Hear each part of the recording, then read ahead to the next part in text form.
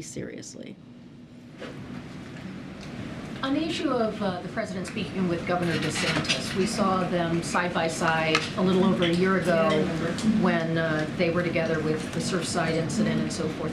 Does the president think it's important when you have this nature of a threat to millions and millions of Americans to have a conversation with a governor? I know there's a lot of administrative and bureaucratic steps that are in place to provide resources, but does the president believe it's important to speak to a governor in these circumstances? What the president believes is that it's important that federal resources is provided for the people of Florida. That is the most important thing, to make sure that we are there for them in this time of need, and that's why the president reacted right away to make sure that that we are able to surge resources before, and he did this before landfall.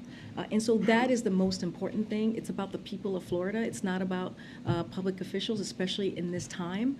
And so, again, the president, as president of the United States, as president for folks in red states and blue states, he's going to keep that commitment. And you have seen him do that over the course of the 19 months when there has been extreme events, extreme weather that has happened, again, in blue states and red states. And he has done his job as president to make sure that we are there for the people in the state. Is there any concern if there is a perception that there might be politics or personalities or disagreements among individuals that would get in the way, not so much of the flow of the information, but if people are wondering, is there anything that could stand in the way of the response if a president and a governor might not speak? He didn't speak to the governor of Mississippi during the water crisis with Jackson.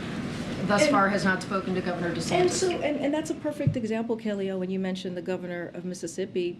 You're right, they didn't speak, and we still were able to deliver for the folks in Jackson and for the folks of Mississippi. You had our EPA administrator on the ground, you had FEMA administrator on the ground, and not just them, but also folks who work for those two agencies. And you had the Army Corps of Engineers. And so we put the full power of the administration. We surged resources on the ground to make sure that we did everything that we can to help the people of Mississippi.